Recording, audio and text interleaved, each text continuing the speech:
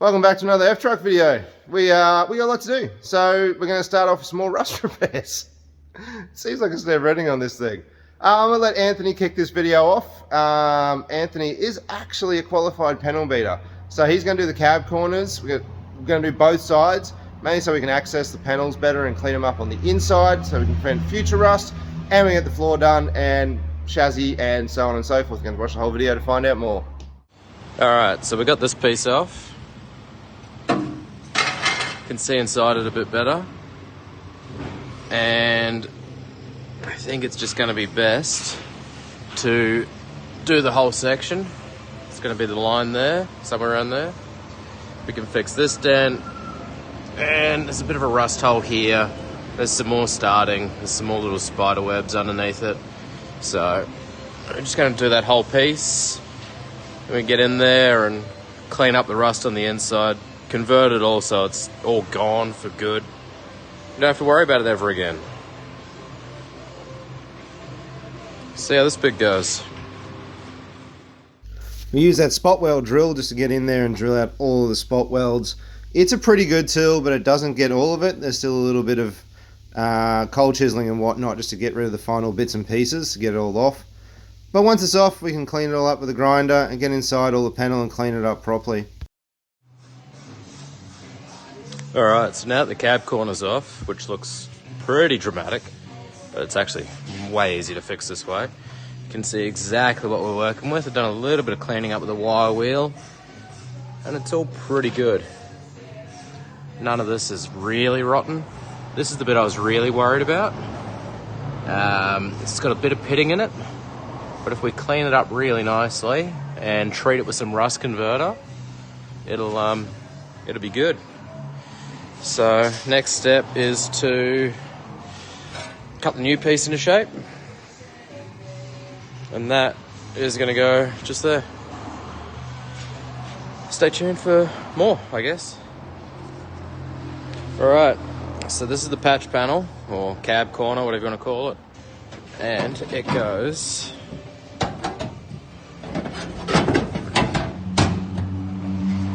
just here. That is pretty neat. So now it's just a case of cutting it into shape of the piece we've removed, because we don't want to disturb this bit. So the plan is to come up here and then across this way, and that's going to be just a bit neater. And it's not going to disturb anything that doesn't need disturbing down there, because all of this bit is nice and solid and lines up pretty good.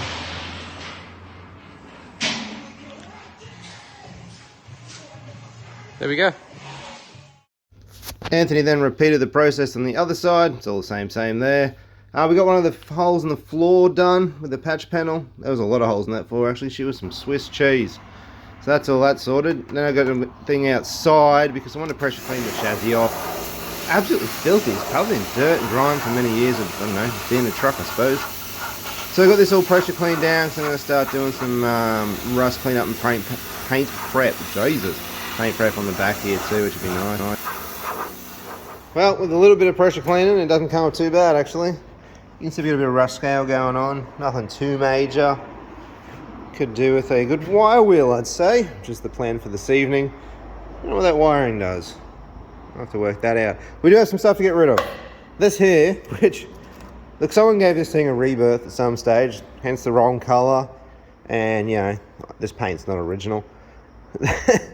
They've clearly, this is for a airbag system that it must have had at some point in its life, and I don't even know how this happened. So this is the, oh no, this isn't the airline, is it? What does this one do? Is that airline? It is the airline. Yeah, I am right. That is the airline, right? So there must be a bag on that side and a bag on this side. And they've obviously done it before the tray went back on. And they've pinched it off in the tray. So I'm assuming whatever airbags that were on here didn't work very well, because this side here was totally pinched off and didn't work. Oh, God. Anyway, that's what it looked like when I pulled the tray off. Cleaned up pretty well. I know I got a wheel cylinder leak on here, but we've got new brakes for this thing. It's getting all that. Over here, I cleaned all the gunk out of here. There was a fair old mess in there. I do have, the sender works, and I do have a new locking ring and rubber to go in there. So we'll do that. Just need to neaten this up. I'm guessing they ran out of hose. I'm not entirely sure what happened there. That's an interesting little predicament someone had. I'd like to drop the tank out. I'm not doing that tonight, but I'd like to drop the tank out so I can paint not only the entire tank out of the chassis, but I want to paint all inside the rails there as well. So that's going to happen too. So I'm going to start by just removing some junk, and then I'm just going to hit the wire wheel. I mainly just want to do this little area at the front here, because when we start doing body work on the cab, I don't want to be coming back in here with a wire wheel and risk nicking the cab and upsetting myself, essentially. So that's where I'm going to start. This truck has all the earmarks of quality workmanship. We've got some tie wire here. Not entirely sure why the fuel line runs outside the chassis here and has this big piece of hose in the center of it. Can't imagine something went wrong. We had another piece of tie wire there. It was a zip tie for the center of the airbag installation. Where does this go? Ooh. Nope. Oh, I take it back. That's actually the diff breather. So the diff breather was blocked. Oh, that's interesting. Okay, I take that back. So what's this here? Why has it got this weird little line in it? That makes no sense at all. Yeah, that is an airline, right? Stay with me. That's an airline, because it runs to this thing here. Let's flip over the other side. To over here where we have like an inflator valve, right? Nope, no air pressure in it. So, and that's this line here, on the back. Someone must have just joined the two together at some point in time. So the diff breather was being pinched off up there. Maybe that's why the pinion seal leaks. Because we do have a very leaking pinion seal, and it hasn't blown out the axle housings. So a blocked breather, maybe it was breathing just enough. Let's just say that was the case. I'd say a pinion seal leak is a pinion seal leak, and there's probably nothing more to it than that. And that was just coming out of there. Just followed these to the back. That's my taillight wiring, which actually works. These little guys do nothing. Oh, look at the insulation's rubbish on it too. Just cracking off. There you go. Rip a piece of that off. Anyway, that's an exposed positive wire. Presumably a positive wire. Alright, let's rip that out. Right, here we are. Shocky. I did the top. They're hard to compress. Well, this one is anyway. That's actually pretty good. But, oh, that one's alright. This fellow here, I compressed him. And well, he just stayed compressed. He wasn't even that hard to compress. So he's shot. This one, while it's not good, is still shot. We're going to replace it. Get him out of there. Gabrielle. Now I'm going to put it out there. I don't know if you can read that. It's a Gabrielle shock. I am a huge fan of Gabrielle shocks. I know they're really quite cheap. And your Munros, any of those cheaper ones. Oh, those coming back out nicely. They are cheap. But when you're running leaf springs, you don't need a lot of shock. Just enough to take the bounce out is adequate. So I've always, on leaf sprung vehicles, whether it be a four-wheel drive or a two-wheel drive, run the Gabrielles. You just get them from super cheap, they're super cheap. I'm just going to clean this up with the old wire wheel, bit of this action, so the nut is clean, and we'll rip this side off and that side off. I may have gotten carried away. I do this. You know, you get those times when you work on your car and you couldn't be bothered. Oh, you can't see from down here. Painted part of the top of the chassis for, I don't know, funsies, curiosity. I just really couldn't be bothered. Sometimes you sort of reach a certain stage in a build where it's going well, but you've put a lot of work and effort into it, and it's like, I don't know if I could be bothered doing a single thing. That is a scary time. You need to move faster at that time. I think so anyway. Or I need to. That's my thing. I put a car around the side of the workshop for a whole year once. Just, I don't know. Something came up at the time, I put it outside, and then it went, it's around the side, I'll get to it one day, and then the whole year went past. So you gotta be careful. You need to stay on track. Even if you're just doing little things, like tonight I'm just down here, I cleaned up all the old electric wiring and pulled out the airbag system and just chipping away at the chassis. Just got me grinding wheel out here. This fellow. Deadly little unit, that one. So I'm just chipping away at it. And I think sometimes you gotta do that. I've chosen the chassis because it's a simple thing to do. Didn't take much thinking. Just put the earmuffs on, face mask and eye protection and all the good stuff, and chip away at it. So I guess I painted that bit at the top, pulling the shocks off, which doesn't really need to happen right now, but sooner or later it has to happen, so it is what it is. Making progress is the key part. Okay, so we did a bit of the chassis work. Here it is there. Not a lot. I'm just gonna, like I say, I'm really just not feeling it at the moment. It's just, I'm dragging my feet. So I just did this much. I took the shocks off. I didn't actually need to take the shocks off just yet, but they're off. It's a thing. And I've just sprayed the bits that I've done. Now, paint and prep. Let's go prep first, then we'll go paint. Prep is just literally the wire wheel. Just take all the stuff off of the wire wheel and give yourself a good clean service. A lot of you actually raw steel. You can go through and prime this. It's definitely not a bad idea, and I do recommend it. I don't. I've done so many of these, it's hard to keep track of how many times I've done this exact thing. And all I've ever done, actually I should probably back up and mention, I have had an endless amount of four-wheel drives, like this Patrol on the hoist behind me, it's a customer's car, but I've had tons of four-wheel drives that are around at the beach, Fraser Island, all that sort of stuff. And if anything's going to ruin something, it'll be the beach. Now this is the exact same prep I do for the beach, so, and I've had endless freaking years out of cars without rust issues. And what I use, this one is a Dymark zinc guard. It's just a rattle can. I've used plenty of other ones over the years. There's half a dozen brands that make a zinc type black paint. I use a satin finish, I think it looks better. I don't really like the gloss. The reason I use rattle cans, and now you could say it would be a lot more efficient to go and get yourself a big old pot, gun and spray the whole chassis at once. Certainly would be, don't doubt that. Have done it once before. Spent like 2 days prepping an entire chassis on a Patrol. Tray off, just the cab, and put it on blocks and went to town. And then look, it came out really, really good, and using a gun was the way to do it. But when you've got a project like this where I'm just chipping away at it, doing a little bit at the time, just a couple of rattle cans, it may work out a little bit more expensive in the end, but it saves me mixing up a whole bunch of paint just to do a couple of little sections at a time. So I did the outside of the rails tonight, and that little cross memory bit there, just, I don't know, felt like the right thing to do. It was easy to get at. And as I go, I'll do the same thing. I'll get some more paint and I'll just keep chipping away at it to the point where the whole chassis is cleaned up and painted. Moving the project along in particularly random order. Floor's done. Looks good too. Can't even see it. There's actually a weld all the way around here. You can kind of see it over here, and little bits here. But that is a nice piece of floor. We're starting to get there. With rust repairs, we've got the firewall here. Now that doesn't look that bad. I've cleaned it right up and I actually rust converted it. If you get down the right angle, you can see there's a bit of a gap. It's tonight's mission. So, get this piece here off. I don't have a new rubber for that. I wish I did. But anyway, I might have a look around for a new rubber for that. To get this off, what I'm going to do is I'm going to bolt it, and I might just put some cuts in it, or I might just slide it up out of the way. No idea. See, there's more of this bad wiring. This car is full of wiring that does nothing. Plan is to make up a new piece for here. I'll slot that in there. I'm going to sticker flex it all back up so it's nice and new-like again. Not going to worry too much about the lower side. There's a few holes in it, but by the time I build this piece to go back across the top of it and sticker flex it, the lower holes won't bother anyone. So I've opened this right up.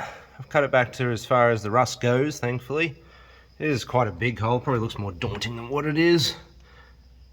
We've still got the lower edge in place. There's a few little rust holes in it, but I've dealt with them. It's all been cleaned up with a grinder, rust treated. Ready for me to put my piece in, which is this little fellow right here. Excuse the bad lighting. Apparently all the torches were flat. So I made this little fellow here up.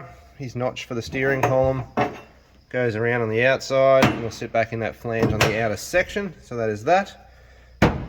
Torch issue is a problem. This one, magnetic base fell off. I don't know where the other ones are, and they're not on charge. This is Sikaflex. Oof, this is really going astray. A 227 is a black Sikaflex. It is designed for car bodies. I've used it many times over the years. Stuff is bloody awesome. So, I'm just going to put our little piece in here and put a few tack welds on it, just to retain it.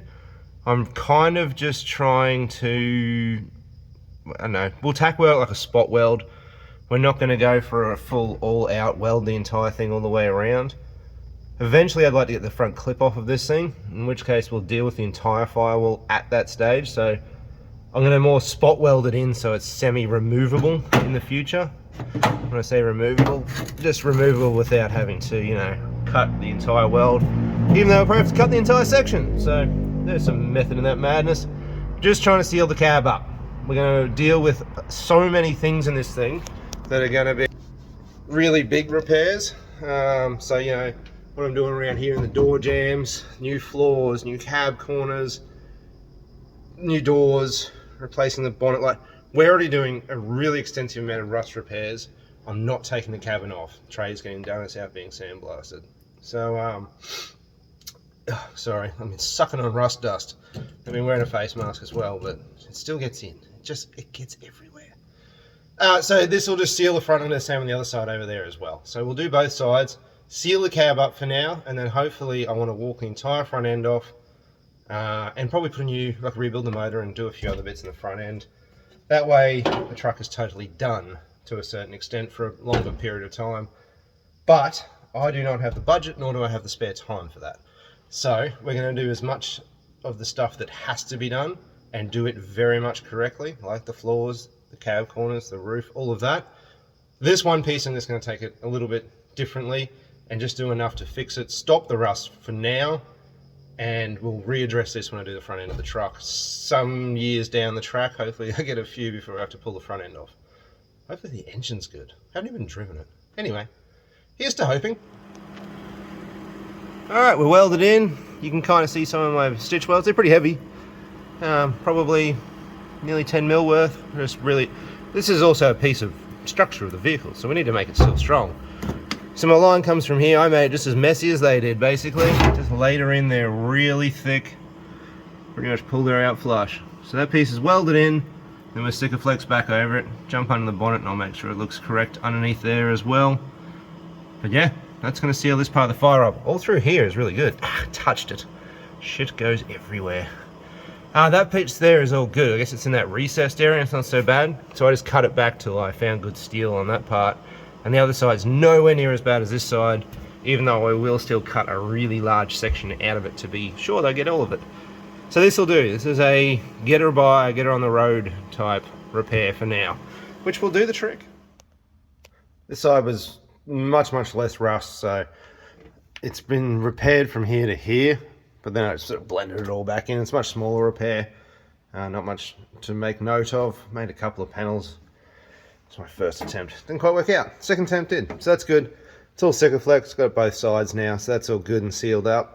You can't see the other side right now, but the other side's done. It's all drying now, so we got to do this floor, which turned out pretty bad once we cleaned it all up. So got to do the floor on this side, and just keep trucking forward. Still waiting on gutters. Gutters are not here yet, but that's okay. They will be. We'll get them in. Cab corners are all nicely done. This is all rust proofed up in here now. Same on that side. Start on the chassis. It's coming up half all right too, so that's getting there. We'll do the entire chassis. Got to drop the fuel tank. Got to do brakes. Got to fix that pinion seal. There's a whole lot coming. I'm just going to keep ticking away, and this videos on this thing for the next couple are just going to be little bits here, there, and everywhere, to sort of piecing the whole show together. So, on that note, it is late. It is 11:30. I've had enough for one night of tackling rust. So much bloody rust in this thing. I've always known F-Trucks to be quite a rusty vehicle, but Jesus, they are just rusty. Thankfully, this one is kind of at that stage where it's only just sort of started and hasn't really escalated into the full seams and stuff like that. So it's actually, as annoying as it is possible to get all of it and fix this truck properly and get it done right. The only thing that's going to be a compromise, like you just saw, is that firewall. But like I say, it needs a firewall. Long story short, it just needs a new firewall. So down the track, when I've got more time and my other project, which is the really important one, which is the gasser build, is done, we can come back to this truck. We'll fix all that properly at that stage. I'll take the engine, take the front clip off. The engine runs really well, and I think it's going to be okay. But let's rebuild it anyway. Won't hurt. Be nice to have a good running engine. And we'll fix all the rust in the firewall at that stage. It'll be probably no worse than it is right now, 2 years, 3 years down the track. So I'm totally cool with that. Let's just get it on the road. So yes, that'll have to do us tonight. I'm going home. Jesus. It's funny, you spend the whole time doing this, and I'm, earmuffs and safety glasses and facial things. and all of a sudden I've just sort of taken all that off, and the compressor's off, and the welder's shut down. So darn peaceful. God. Anyway, thank you very much for watching. Feel free to like and subscribe if this is of any interest to you. I appreciate feedback, so jump on in there. If you know how to do things better than me, please, I would love to learn. I just sort of make it up as I go. So thank you very much for watching, guys. We'll see you on the next one.